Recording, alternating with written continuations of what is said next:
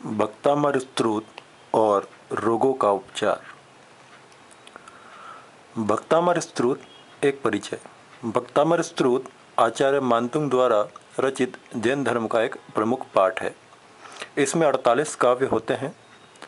हर काव्य में 4 लाइनें होती है। हर लाइन में 14 अक्षर होते हैं। भक्तामर पाठ में कुल 2888 अक्षर होते हैं। भक्तामर पाठ करने से न सिर्फ सुख एवं शांति आती है, बल्कि यह कई रोगों के उपचार में भी बहुत फायदेमंद है। आइए जानते हैं कि कौन सा स्तोत्र से हमें क्या लाभ होता है।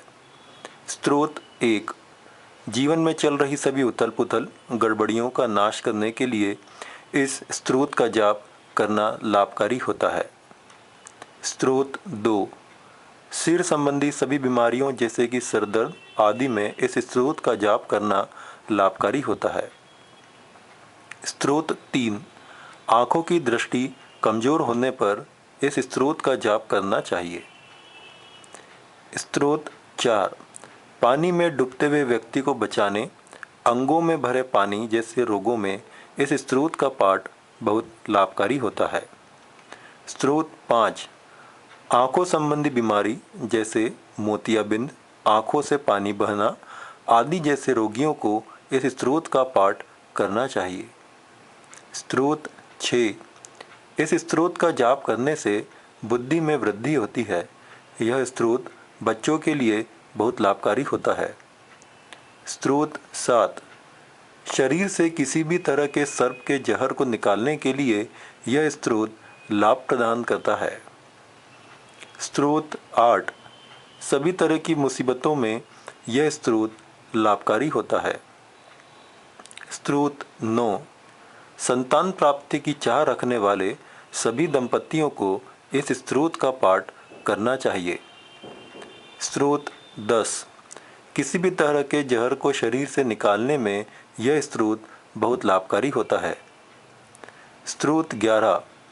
इस स्तोत्र का पाठ करने से खारे जल को पेय यानी कि शुद्ध जल में बदला जा सकता है।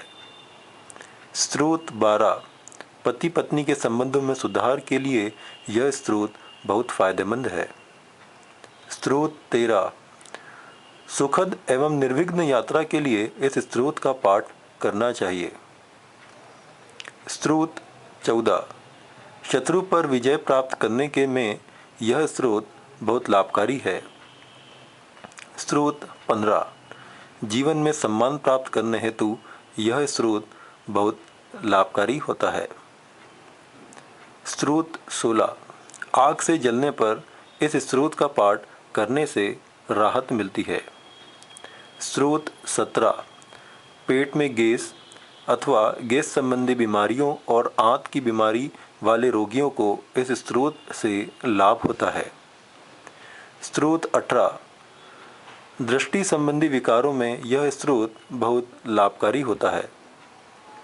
स्तोत्र 19। व्यापार व्यवसाय में तरक्की हेतु इस स्तोत्र का पाठ करना चाहिए। स्तोत्र 20। प्रजनन क्षमता को बढ़ाने के लिए इस स्तोत्र का पाठ करना लाभकारी होता है। स्तोत्र 21। निर्णय क्षमता को बढ़ाने एवं पारिवारिक तालमेल बनाए रखने में यह स्तोत्र बहुत लाभकारी होता है। स्तोत्र 22। इस स्तोत्र का पाठ करने से बाहरी बाधा वाले रोगियों को लाभ होता है। जिन लोगों को भूत पिशाच का डर लगता है, उन्हें भी इस स्तोत्र का पाठ करना चाहिए। स्तोत्र 23। यह स्तोत्र सिरदर्द, माइग्रेन आदि बीमारियों से लाभ प्रदान करता है। स्तोत्र 24।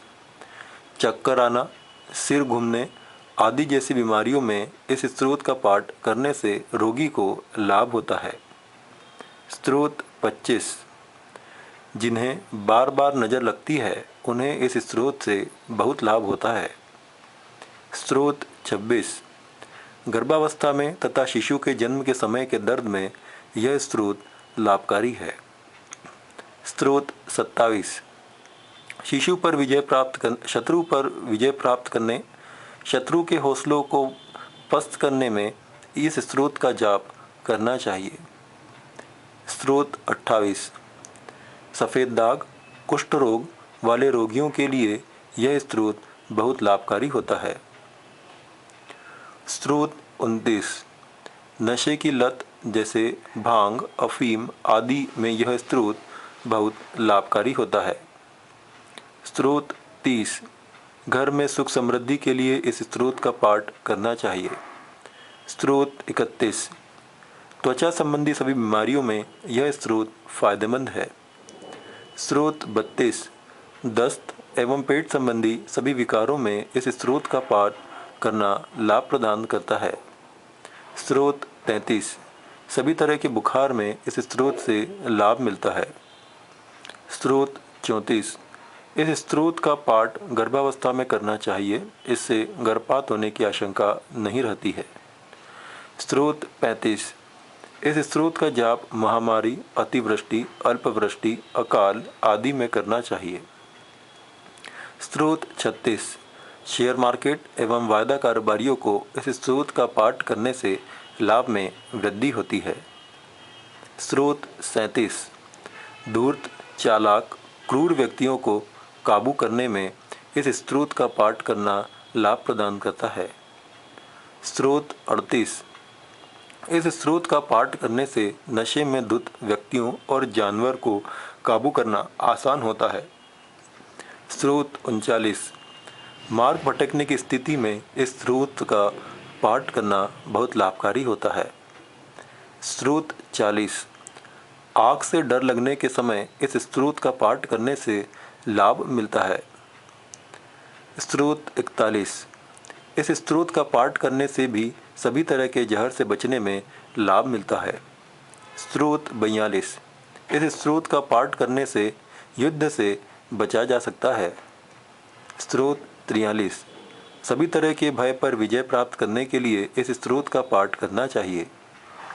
स्रोत 44, समुद्री तूफान आने पर या फिर तूफान में फंसने पर इस स्रोत का जाप करना चाहिए। स्रोत 45, कोमा, कैंसर, पेट में छाले, TB, brain tumour, paralysis, heart attack आदि बीमारियों में रोगी को इस स्रोत का पाठ करना अथवा सुनाना चाहिए। स्रोत 46, जेल और सभी बंधनों से मुक्ति के लिए इस स्रोत का पाठ करना चाहिए। स्रोत 47, सभी तरह के भय पर विजय प्राप्त करने में यह स्रोत लाभकारी है। स्रोत 48, धन प्राप्ति के लिए यह स्रोत लाभकारी होता है। विधि: अपने से संबंधित स्रोत का पाठ करने से पहले शुद्ध वस्त्र धारण कर साफ स्थान पर बैठें। स्रोत का पाठ प्रतिदिन कम से कम 9 बार करना चाहिए। अगर रोगी अथवा बच्चे स्रोत पढ़ने में असमर्थ हों तो इसे सुनाने से भी लाभ मिलता है। धन्यवाद। इस वीडियो को अधिक से अधिक लोगों तक पहुंचाएं और जैन धर्म की कीर्ति बढ़ाएं। धन्यवाद।